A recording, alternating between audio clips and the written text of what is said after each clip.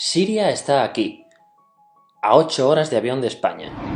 Es la mitad de grande y su población se concentra aquí. ¿Por qué? Porque toda esta zona es un enorme desierto, pero un desierto muy importante. Tiene 1/3 de las reservas de petróleo del mundo y también de gas natural, según algunos el nuevo petróleo. Para sacarlo de aquí y llevarlo a Europa, hay que rodear toda esta península y salir por el canal de Suez. Como te puedes imaginar, aquí te cobran. Pero hay otra manera más fácil, la línea recta. El que controle estas tuberías las puede abrir y cerrar, como un grifo. Si no pagas, no hay petróleo, ni gas. Esta región es la polla. La civilización en el planeta empieza en 3 sitios y este es uno de ellos. Mesopotamia, aquí. Sumer, que te sonará menos, pero es el puto inicio de todo. Aquí también. ¿Recuerdas la Torre de Babel de la Biblia? La hicieron estos tíos. Egipto, aquí. Siempre ha sido un punto de contacto entre Oriente y Occidente, dando a Asia salida al Mediterráneo. Quizá por eso aquí nacen las principales religiones monoteístas, el judaísmo, el cristianismo y el islam. El islam es el último que llega y de hecho acoge a las 2 anteriores. Adán, Noé, Moisés, Jesucristo son considerados profetas islámicos. Bueno, al grano. Como la zona es la hostia, todos han querido controlarla y siempre ha estado dentro de algún imperio. Persas, griegos, los romanos. El imperio romano termina partiéndose en 2, y finalmente solo sobrevive esto. Ahora es cuando la última religión monoteísta, el Islam, construye su propio imperio. ¿Te acuerdas de las cruzadas? Bueno, pues son los europeos cristianos intentando recuperar esta zona de la que estamos hablando. Los últimos en llegar son los turcos, que ojo, no vienen de Turquía, sino de a tomar por culo en Asia, junto con Gengis Khan. Lo conquistan todo y fundan el Imperio Otomano. El Imperio Otomano se queda ahí hasta la Primera Guerra Mundial, 600 años. Cuando acaba la Primera Guerra Mundial, aparecen pequeños países donde antes estaba el Imperio Otomano, y por primera vez vemos a Siria en un mapa. Hasta ahora la habíamos dibujado para no perdernos. ¿Y quién se inventa esos países? Lo que te voy a contar es alto secreto. Bueno, lo era en 1916. Este súper secreto se llama Acuerdo de Sykes-Picot. Los franceses y los ingleses no podían derrotar solos al Imperio Otomano. Solo podían si les apoyaba la gente que vivía dentro, en su mayoría árabes. ¿Cómo se los ganaron? Pues les prometieron la Gran Arabia, un país solo para ellos. El único problema es que era un timo. Antes de seguir, recuerda una cosa. Los árabes son un pueblo, pero no una religión. O sea, un árabe puede ser musulmán, puede ser cristiano, y antes del Islam parece que hubo tribus árabes con tradiciones judías. Bueno, pues a los árabes no les dieron ese único país que les habían prometido. En su lugar, franceses y británicos crearon muchos países pequeños. Estos países, obviamente, no eran países de verdad, sino zonas bajo su control con gobernantes puestos por ellos. Durante este tiempo hacen lo que quieren con la zona. Recuerda que hay petróleo. Siria, aunque no tiene grandes reservas, tiene fácil salida al mar, y Francia, que es la que se ha quedado con Siria, se lo da a compañías extranjeras. Después de la Segunda Guerra Mundial, los europeos se van. En el caso de Siria, son echados a patadas. Pero antes de irse, crean otro estado, Israel. No es el momento de hablar de ello, pero es un estado muy polémico que sus vecinos no reconocen. La prueba es que nada más irse los británicos, todos estos estados lo atacan. La zona, a partir de ahora, va a ser una puta bomba de relojería. ¿Y mientras qué pasa en Siria? Bueno, pues no es muy estable. Tiene golpes de estado constantes. En esa época aparece en Siria una ideología que se hace con el control y se expande por el mundo árabe, el Ba'ath. Esta ideología mezcla el antiguo sueño de una sola nación árabe con ideas socialistas. Y algo muy importante, es laica, o sea que no es religiosa.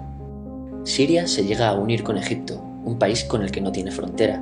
Pero no es algo raro, muchos de estos países intentan hacerlo también. Como recordarás, a esta gente se le había prometido un solo país y las ganas las seguían teniendo. Pero la unión falla. En este tiempo Egipto les convence para nacionalizar el petróleo. En Siria, Al-Assad, el padre del Assad de ahora, se convierte en jefe del estado Ba'ath. En Irak, también Ba'ath, comienza a ganar fuerza Saddam Hussein. Las diferencias entre ambos países dividen a los partidos Ba'ath de otros países en pro-Siria o pro-Irak. Ahora ocurre la Guerra Fría. El mundo se divide en 2, o eres de Estados Unidos o de la Unión Soviética. Son años muy movidos en los que se pegan constantemente con Israel, invaden su vecino Líbano y comienza una oposición islamista al régimen Ba'ath de Assad, los hermanos musulmanes. Vale, volvamos atrás un momento. Recuerdas que la mayoría de árabes eran musulmanes, ¿verdad? Pues dentro de los musulmanes hay 2 ramas fundamentales, los suníes, la mayoría, y los chiíes. En el caso de Siria, a pesar de ser un estado laico, los gobernantes como Assad y jefes militares eran chiíes, los cuales representan menos del 13%. En cambio, casi el 70% de la población es suní. Un dato curioso es que los cristianos son casi el 10%. Que los chiíes controlen el gobierno y el ejército mosquea a la población suní, y este sentimiento es aprovechado por los hermanos musulmanes, islamistas radicales suníes. Estos toman las armas en la ciudad de Hama en contra del gobierno, y Assad acaba con la revuelta a costa de matar miles de civiles y encarcelar a mucha gente. En el año 2000, Assad padre muere y le sucede Assad hijo. Ante las presiones libera a muchos presos, trae internet y esperanzas de cambio. Hay un periodo de gran debate político y aparece la oposición. También vuelven los hermanos musulmanes. Los siguientes años son difíciles. Arrestan a la oposición. Y Bush incluye Siria en el eje del mal, y esto la aísla. Está mal visto negociar con Siria. Los kurdos, un pueblo que vive distribuido por varios países de la zona, empiezan a protestar también. Hay represión y muertos. En 2011, te sonará esto, ocurre la Primavera Árabe. ¿Qué es esto? Bueno, es una protesta que se va propagando por todos los países árabes pidiendo más democracia. Como ves, el mundo árabe, a pesar de estar dividido en países, tiene tendencias generales. Cuando llega a Siria, Assad hijo termina usando el ejército y en los enfrentamientos mueren unas 1000 personas. Los enfrentamientos irán escalando hasta que se conviertan en guerra civil. No hay un momento exacto de inicio. Lo importante es que hoy en día hay numerosas facciones en juego. Vamos a verlas. Pero primero piensa en que todo está dividido entre chiíes, la minoría, y suníes, la mayoría. Chiíes y además laicos, o sea no religiosos, son el gobierno de Al-Assad. Controla todo esto, que si recuerdas son básicamente las zonas chiíes del país. El gobierno de Assad está enfrentado al resto. También mayoritariamente laico, pero suní, es el Ejército Libre de Siria o FSA en inglés. Junto con el Frente Islámico, que es religioso, y otros 70 y pico grupos más, forman una coalición que la prensa llama simplemente la oposición. También suníes e islamistas, pero radicales, son Al-Nusra, llamados Al-Qaeda en Siria, porque son básicamente eso, Al-Qaeda en Siria. Otros islamistas radicales son el ISIS o Estado Islámico. Salen de Al-Qaeda en Irak, controlan la mayor parte de Siria e Irak y se han hecho famosos por sus atrocidades. Su objetivo teórico impacta a muchos. Es un Estado Islámico a lo largo de Asia, África y Levante, aunque a ti ya te suena, ¿verdad? En naranja tenemos al pueblo kurdo, que recordarás porque el presidente Al-Assad lo reprimió, al igual que gobiernos de países próximos también hacen. Ahora controlan militarmente esta zona.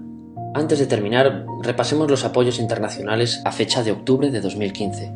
Las fuerzas de Al-Assad son apoyadas por Rusia, que ya tenía base militar en el país antes del conflicto, por Irán y por China. Todos son países de lo que Europa llama Oriente. En contra de Assad, apoyando a la llamada oposición, luchan Estados Unidos, Turquía, Francia, Gran Bretaña y Arabia Saudí. Podemos terminar con algunas conclusiones. Te advierto que esto ya es pura opinión. Si recapitulamos, vemos que la región es estratégica. Por su situación privilegiada, todos la quieren. Siria siempre ha estado bajo el paraguas de grandes imperios.